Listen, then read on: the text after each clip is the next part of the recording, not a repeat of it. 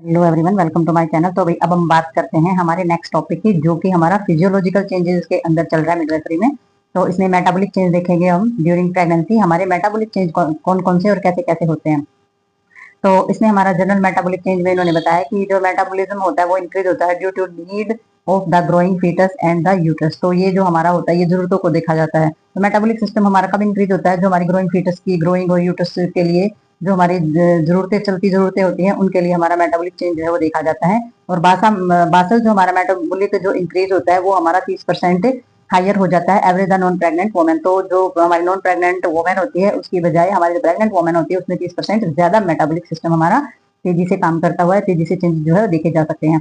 Next इसमें हमारा आ जाता है प्रोटीन मेटाबॉलिज्म। तो प्रोटीन का जो मेटाबॉलिक सिस्टम होता है यानी कि प्रोटीन का जो पाचन क्रिया होती है वो किस तरीके से होती है? ये पॉजिटिव हमारा नाइट्रोजेनेसिस से होता है और balance of through out of pregnancy, और प्रेगनेंसी के टाइम यानी कि इसको बहुत ही ज्यादा बैलेंस में रखना होता है। और at the term foetus and placenta contain about 500 grams of protein and the maternal gain is also about 500 and chiefly distribute in the uterus, breast and the maternal blood। तो इन्होंने बताया है कि जब ये जो प्रेगनेंसी जो टर्म होता है इसमें फीटस और प्लेसेंटा में कम से कम भी मतलब कि कितना कंटेन होता है? 500 ग्राम जो है प्रोटीन कंटेन होता है। और इसमें जो मैटरनल्स होती है उसमें भी 500 ग्राम चिपली डिस्ट्रीब्यूट किस चीज में हो जाता है? फिर ये हमारा यूट्रस में और ब्रेस्ट के अंदर और मैटरनल माँ का जो ब्लड होता है उसके अंदर ये डिस्ट्रीब्यूट हो जाता है हमारा प्रोटीन। और जब हमारा ब्रेक डाउन होता है, break down of the amino acid to urea suppress, तो हमारा जो ब्रेक डाउन होता है अमीनो एसिड जब यूरिया में टूटता है तो उसका जो ब्लड फ्लो होता है यानी कि यूरिया का जो लेवल होता है वो ब्लड के अंदर फॉल्स हो जाता है, यानी कि 15 से 20 mg जो है वो कम हो जाता है। और ब्लड जो है हमारा यूरिक एसिड और जो हमारा कैरेटिन लेवल्स होता है वो भी हमारा क्या हो जाता है? वो भी हमारा या तो चेंज नहीं होता है, बिल्कुल अनचेंज होता है, या फिर वो साइलेंटली या फिर थोड़ा बहुत कम हो जाता है। तो अमीनो एसिड जो है वो हमारा एक्टिवली ट्रांसपोर्ट होता है किसके जरिए? अक्रॉस प्लेसेंटा, यानी कि प्लेसेंटा के जरिए कहाँ पहुंच जाता है? फीटस के अंदर। क्या अमीनो एसिड जो है वो प्लेसेंटा के जरिए हमारा जो फीटस होता है, बेबी होता है गर्भ के अंदर, उसके वहां पर पहुंच जाता है। और pregnancy is an anabolic state. तो प्रेगनेंसी जो है वो हमारी एनाबोलिक स्टेट है। एनाबोलिक और जो हमारे कैटाबोलिक ये दो टाइप की होती है। तो एनाबोलिक में क्या होता है? एनाबोलिक हमारी वो कंडीशन होती है जिसके अंदर जो हमारे स्मॉल मॉलिकल्स होते हैं या फिर हमारे जो बहुत ही छोटे मॉलिकल्स होते हैं वो हमारे बड़े मॉलिकल्स को बनाने में काम करते हैं, बड़े मॉलिकल्स का निर्माण करने में हेल्प करते हैं। तो वो जो हमारा प्रोसेस होता है उसको एनाबोलिक स्टेट बोला जाता है। तो आगे हम इसमें देखेंगे कि मेटाबॉलिक चेंजेस के अंदर हमारी और कौन कौन सी चीजें आती हैं। तो भाई अब हम बात करेंगे कार्बोहाइड्रेट मेटाबॉलिज्म की। तो कार्बोहाइड्रेट मेटाबॉलिज्म जो है वो हमारा किस तरीके से चेंज होता है? तो इसमें हमारा बताया गया है कि ये ट्रांसफर होता है। तो increase amount of the glucose from mother to the foetus is needed throughout pregnancy. तो इन्होंने बताया कि प्रेगनेंसी के दौरान माँ जो होती है बच्चे को जो भेजा जाता है, यानी कि जो ग्लूकोज होता है माँ के द्वारा बच्चे को जो भेजा जाता है वो जरूरत के हिसाब से इंक्रीज हो जाता है ग्लूकोज। ठीक है। तो इंसुलिन सिक्रेशंस जो होता है वो increase response of the glucose and amino acid, और ग्लूकोज और अमीनो एसिड के कारण हमारा क्या हो जाता है? इंसुलिन का जो सेक्रेशन होता है वो बढ़ना स्टार्ट हो जाता है। और इसमें फिर क्या हो जाता है? हाइपरप्लेसिया या हाइपरट्रोफी ऑफ बेटा सेल्स ऑफ द पेनक्रियाज। तो पेनक्रियाज के अंदर जो सेल्स होते हैं उनके अंदर हाइपरप्लेसिया हाइपरप्लेसिया या फिर हमारा हाइपरट्रोफी का मतलब हो जाता है कि या तो हमारा ऑर्गन्स का इनलार्ज हो जाना, बड़े हो जाना, साइज बढ़ जाना, या फिर ऑर्गन्स के अंदर हमारे सेल और टिश्यूज हैं उनका साइज बढ़ जाना। तो sensitivity of the insulin receptor is decrease specially during later month of pregnancy. और प्रेगनेंसी के कुछ महीनों के बाद स्पेशली हमारा जो इंसुलिन की जो सेंसिटिविटी होती है रिसेप्टर की वो डिक्रीज हो जाती है 44%। ठीक है। तो वो जो सेंसिटिविटी है रिसेप्टर की वो हमारी 44% जो है वो कम हो जाती है। और प्लाज्मा इंसुलिन लेवल जो है वो इंक्रीज हो जाता है due to number of the contra insulin factor की वजह से हमारा प्लाज्मा इंसुलिन लेवल जो है वो थोड़ा सा बढ़ जाता है। और उसमें हमारे रीजन क्या क्या रहते हैं, कौन कौन से हार्मोन्स होते हैं? एस्ट्रोजन, प्रोजेस्टेरोन, hormone प्लेसेंटल से लैक्टेजन जो हमारे होते हैं, जैसे एचपीएन जिसको बोलते हैं, कोर्टिसोल है, ठीक है, प्रोटोलैक्टिन से फ्री फैटी एसिड हमारे होते हैं, लैक्टेन्स होते हैं। तो ये सारे के सारे मिल करके हमारा जो प्लाज्मा इंसुलिन लेवल जो है उसको इंक्रीज करते हैं। और इससे क्या हो जाता है? ये जो इंक्रीज होता है ये टिश्यूज के अंदर रेजिस्टेंस बढ़ाता है क्या किसका? इंसुलिन का। और जो मैकेनिज्म होता है वो क्या इंश्योर करता है? मैकेनिज्म ये इंश्योर करता है कि जो ग्लूकोज है वो फीटस को लगातार सप्लाई होता रहेगा कंटिन्यू। ठीक है। तो ये हमारी चीजें जो होती हैं, ये हमारे जो चेंजेस होते हैं ये हमारे फीटस और यूट्रस और ड्यूरिंग प्रेगनेंसी जो है फायदेमंद यानी कि बेनिफिशियल होते हैं, जो कि हमारे फीटस को ग्रो करने में हेल्प करते हैं। तो भैया हम इसके अंदर देखेंगे फैट मेटाबॉलिज्म। तो फैट मेटाबॉलिज्म में इन्होंने एवरेज बताई है 3 से 4 केजी जो फैट जो है वो स्टोरेज हो जाता है ड्यूरिंग प्रेगनेंसी एब्डोमिनल वॉल या ब्रेस्ट या फिर हिप पर या थाई की जगह पर। तो ये मेन मेन हमारी जगह रहती है जहां पर जो फैट जो है वो स्टोरेज होता है। और हमारा प्लाज्मा लिपिड से और लिपोपोर्शन increase appreciably during the later half of the pregnancy due to increased estrogen, progesterone, HPL and leptin level। तो हमारा जो लेप्टिन लेवल है या फिर हमारा प्रोजेस्ट्रॉन है, एस्ट्रोजन है, ये जब इंक्रीज होता है ड्यूरिंग प्रेगनेंसी तो ये हमारा क्या करता है, ये हमारा प्लाज्मा लिपिड यानी प्रोपोर्शंस जो है उसको इंक्रीज करना स्टार्ट कर देता है। तो रीजन कौन रहता है, हमारे एस्ट्रोजन, प्रोजेस्ट्रॉन, एचपीएल ये हमारे रहते हैं जो हमारा लेप्टिन लेवल जो होता है उसको इंक्रीज करने में।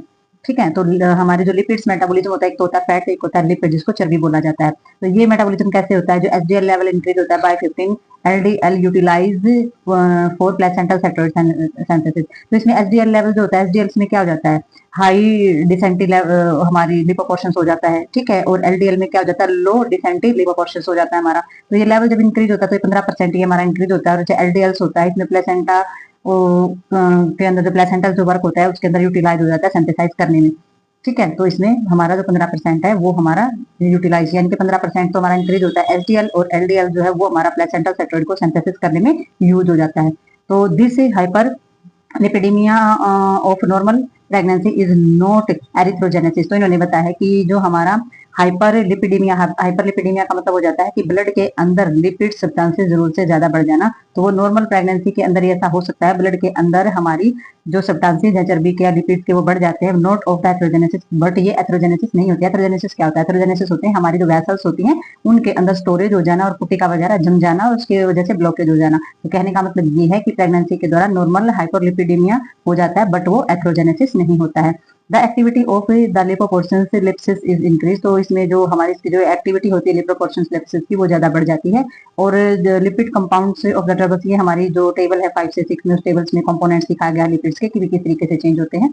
तो लेप्टिन क्या करता है, लेप्टिन जो है वो peptide hormones is secreted by the adipose tissues and placenta. तो एडिपोज टिश्यूज और प्लेसेंटा के द्वारा हमारे लेप्टिन का सेक्रेशन किया जाता है। और करता क्या है, ये रेगुलेट करता है हमारी बॉडी के अंदर फैट मेटाबॉलिज्म को कंट्रोल करने का काम करता है। तो ये हमारे दोनों के दोनों मेटाबॉलिज्म है, एक तो फैट का मेटाबॉलिज्म है और एक है हमारा लिपिड का। तो फैट में अलग चीज होती है और हमारा लिपिड जो है वो अलग चीज होती है। तो आगे देखते हैं इसमें। जब हम बात करते हैं आयरन मेटाबॉलिज्म की, तो आयरन का मेटाबॉलिज्म सिस्टम हमारा किस तरीके से होता है।